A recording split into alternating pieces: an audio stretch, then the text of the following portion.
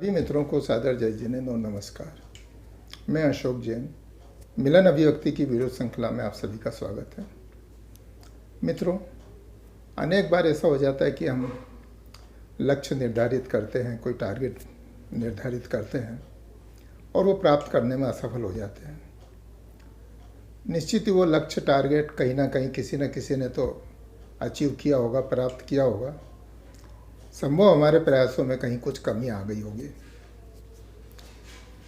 मित्रों, इसका एक ही सरल उपाय है। इसके पहले मैं थोड़ी सी आपसे बात करना चाहूँगा।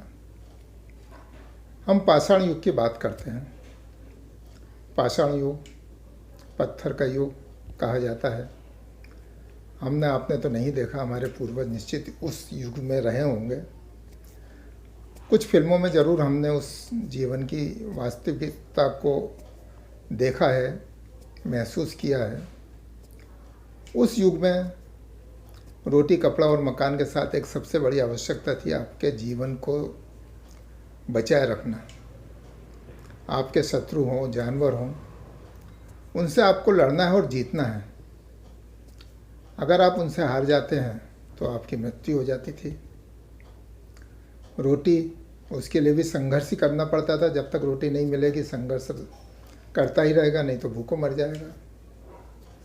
मकान, रहने के लिए मकान, कंदराओं में, गुफाओं में, पता नहीं कहाँ का मकान वो अपनी मेहनत से ढूंढ कर रहता था।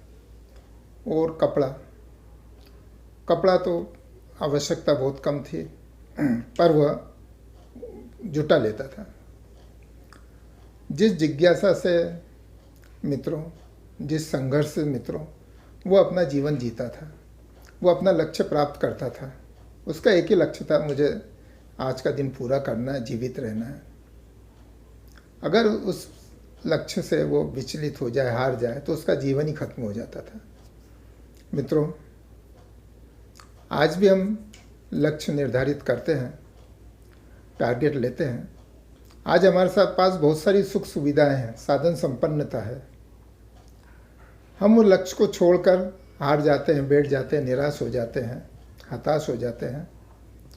पर अगर हम वही संघर्ष की भावना जो हमारे पूर्वजों में पाषाण युग में थी, उस संघर्ष की भावना से आज हम लक्ष्य के प्रति चलेंगे तो क्यों नहीं हारेंगे, क्यों नहीं जीतेंगे।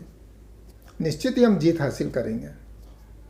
वो हमारे खून में ही है, वो हमारे जीन्स में ही है। ये सब बातें संघर्ष की, लक्ष्य के प्रति सजगता की हमारे खून में ही है। ये हमारे अंदर सुप्त अवस्था में है। जब हम डिसाइड कर लेते हैं कि मुझे ये काम करना है और उस काम के प्रति लग जाते हैं, तो ये सब भावनाएं अपने आप जीवित हो जाती हैं और लक्ष्य प्राप्ति की ओर हम बढ़ जाते हैं।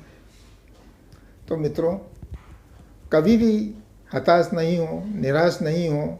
लक्ष्य के लिए अपना कर्तव्य का पालन करते रहें और याद रखें कि पाषाण युग में जो हमारे पूर्वज किया करते थे, वह संघर्ष अगर आज भी हम करेंगे तो किसी भी बाधा से, किसी भी विपत्ति से, किसी भी लक्ष्य को प्राप्ति में हमें परेशानी नहीं आएगी। धन्यवाद मित्रों, फिर मिलते हैं किसी नए विषय के साथ। नमस्कार।